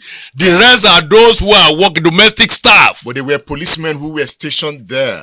There was no policemen. Only those 2 policemen that were brought from housing. And they are recruit. They don't even have gun. Unfortunately, they even left. Everybody left. They left. They didn't even come for work that day. But uncle was billed to travel to Esauke. And we had to meet him in Esauke on the 26th of December. Was the security around Bola Ige weak? Uncle Bola doesn't want security. You can see they are arranging their own personal. You can see it from the statement of Muyiwa Ige. That they are bringing one Bosun, one Dixon, one Kineka to come and provide local security for Uncle Bola. Why? Uncle Bola can move the whole of policemen in Ibadan with him anytime he wanted. But he doesn't choose that way. He does not choose that way. He wants to live a private life. When they say, all the security forces, they went to go and who are the security? Only 2. The rest are domestic staff. A PRO from Ministry of Justice, his old driver, who was old, then a driver from Ministry of Justice, and the SS man, who was the chief detail, and the ADC who always sit as a policeman beside him. Only 2 of them are armed. And they kept their ammunition at home when Uncle Bola instructed them to go and eat. You saw it here. He said you have to wait and take so back to Ring Road before you go to eat. Why should they go and eat? As I'm speaking to you today, all my domestic staff, security, drivers, and everybody, they eat 3 times in my house. They eat 3 times in my house. My house cannot be porous. It's a lesson. Look at this government. They has all the security. Who are the security? Only 2 are security men. You know, at some point, there was this suspicion even around Obasanjo. Yes, that's why I said I pity him. And he has no control over what is happening. I called the Afenifere to be investigated. Bisi Akonde said it was state murder. Well, that is his belief. You know, everybody has their own belief. He wrote in his book? Yes. I interviewed Yes. I saw him and I credit him for recanting that those of us that were prosecuted were wrongly prosecuted. I saw his interview with you and we always give in to him. To err is human. To forgive is divine. But he pointed finger at something. Government killed Bola Ige. That is his own belief. I'm not here to defend the government. I'm only telling you what I felt. That these armed robbers, the people in that area are still alive. Go there and investigate and confirm whether what I'm telling you is right or wrong. I said those people were later killed in front of that road. What do you call that? That road? Oshitokun? No, that crescent. At the crescent. They were killed in front of, at the gate. Because by the time they came to operate again, they have mobilized securities. They saw up security in that area because they are troubling them. They lock all the adjacent gate. That was the time they went to rob one colonel in that axis again. By the time they were rushing back, the colonel had alerted the police, and they lay ambush for them. They closed the gate and they shot them. I had their picture in the front of the Sun newspaper. I still kept them in my house. So to you, it wasn't political murder? It was not. It was like a pure armed robbery. It was because Uncle Bola was killed cheaply. It was a pure armed robbery. Was Uncle Bola planning to run for president come 2003? Of course, he might. He has not told us. But by the time he resigned, he said he's coming home to organize the AD. He said that he's coming home to reorganize the AD. And when he resigned, he has gotten another appointment at the United Nations. But Obasanjo did not accept the resignation. Did he? I don't know. I don't know anything that happens in that axis. I don't dabble into what I don't know about. Because those who pointed a finger on us, not only me alone, we die unmourned and unsung. In their life, they will regret. I'm a son of a cripple. They will regret. You later became the Minister of Police Affairs. Before that, I became the Commissioner for Education in my state. Before that, I have been a Director General of the Ministry of Commerce and Industry in my state. It's not that I'm just taking political offices. I work for it. When you became Minister of Police Affairs, yes. Did you look at the files again? I don't look at it because those police who connive, they ran away from me. Some of them were. Which police connived? Abimbola Ajoma, the AIG who led the investigation, was a relation of Mrs. Ige. Nioloko. In an advanced country of the world, such person supposed to rescue herself from investigation. He was the one that led the investigation. They gave her our name and asked him to find evidence to rope us. That's what they were doing. You are raising allegations. Eh? It's allegations. Yes, it's an allegation I'm raising. When you were a minister, did you look at that file again? I don't. It has passed me. I've been vindicated. If not because each time they come before the press every year and still stylishly point a accusing finger or not, I wouldn't have, care about anything other than to mourn the death of Uncle Bola. Did you go to court at some point for libel? I think Omishore did. I didn't. When? Why didn't you go to court? You felt they were defaming your name. Did you go to court for defamation? Well, I did not go to court for defamation. Whom am I going to go to court to say they are defaming my? Is it those unknown people that accuse us wrongly, apostatizing? I didn't, because God himself vindicated me. God himself vindicated me. What? Do I have to worry? Do I have to worry?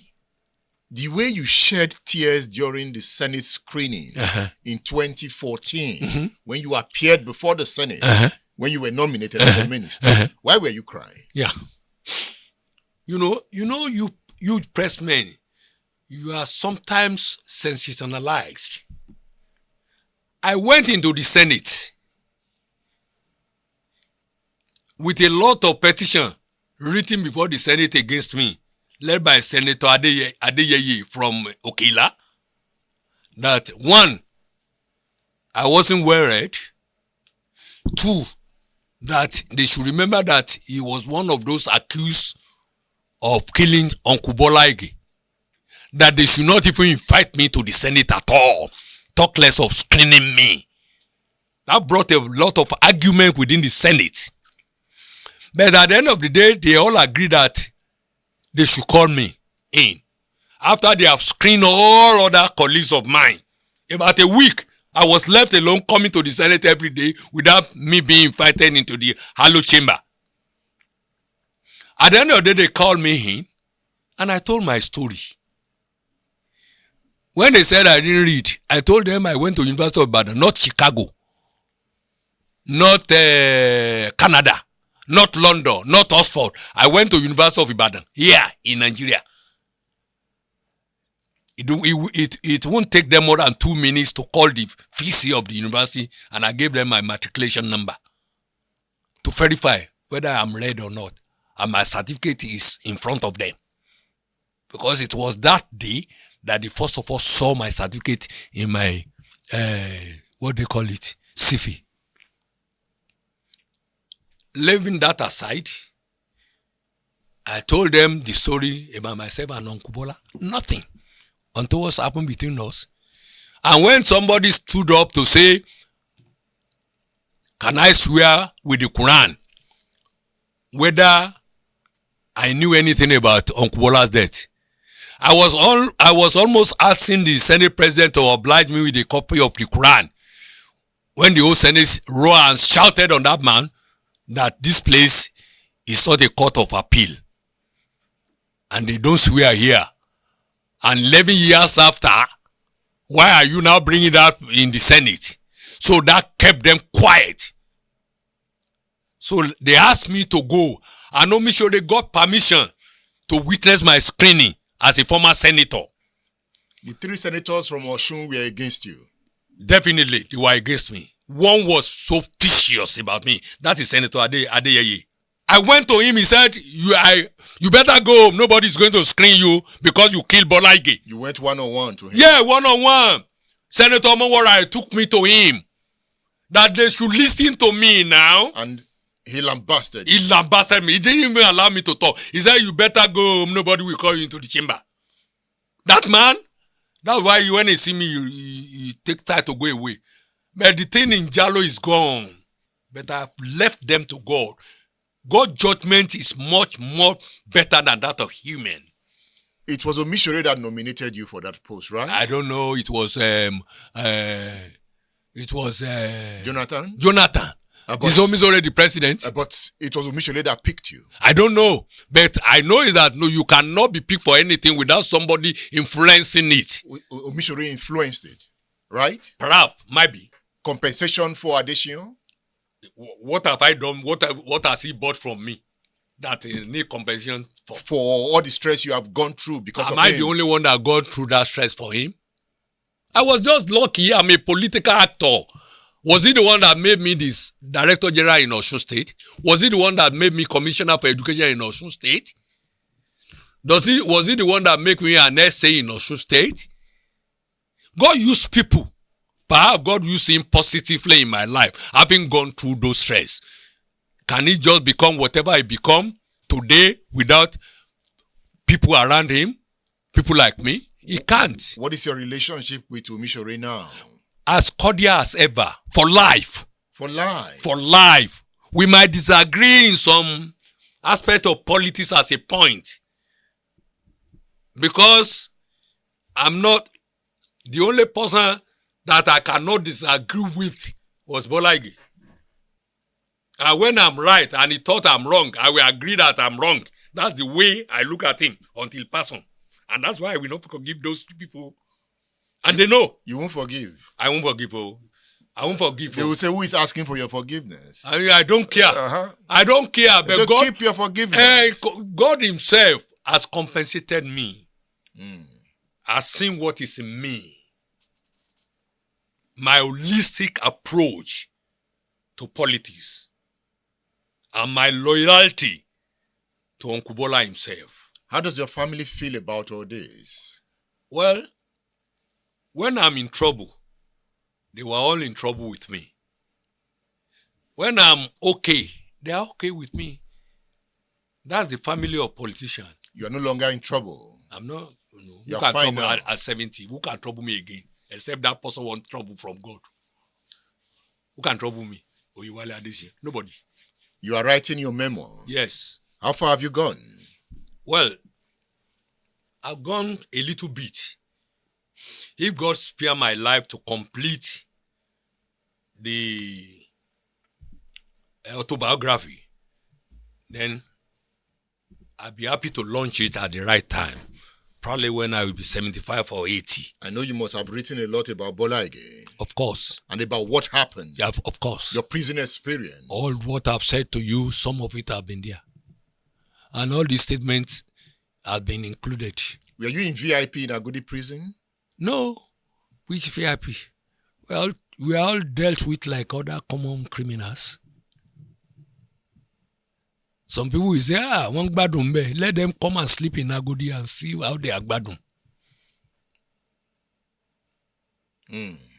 We have left, we have left that to God. And what else do I want from God? What else? He has done wonderfully well in my life. I'm looking forward to reading your autobiography. It is what I'm telling you. That is India. So I will give you a copy, but you just got to confirm. Just go confirm. Sometimes you get angry when you look back at the corner of your bed and say, sometime when I was in detention, I will pinch myself with my nail. Am I dreaming? Am I in trance? What brought me here? That I killed Uncle Bola Ige. That's what brought me here. Why? Have I ever killed somebody before? Are you not Jalo? Jalo is fearless but cannot harm anybody. I don't even know whether I can fight. If me and you fight, I don't know whether you are going to beat me or I'm going to beat you because I never fought.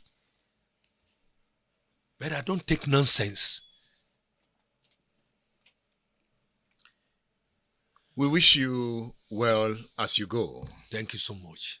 And a happy 70th birthday. Thank you so much. I thank God. Thank God. It's worth thanking God for. With all I've gone through, I still become 70. If I die tomorrow, I will die agbalagba. So that's enough. What else? The rest after this one is just grace. I've seen the word. I've done what, if God says it remains, I will still do it. Jelili Adesiyan, thank you for featuring on State Affairs. You are welcome. Thank you. Glad to be here with you. Thank you, sir. For this opportunity is a unique one. So we have a book for you for coming. We appreciate your coming. Thank you so much. So this book, Decolonizing Nigeria, 1945 to 1960, Politics, Power, and Personalities. Awolowo is here, your man. I would love to read it. Yes, it's for you. I love to read it. Thank you so much. Thank you. Thank you for featuring on State Affairs. Thank you. Thank you, sir. Yeah. Thank you.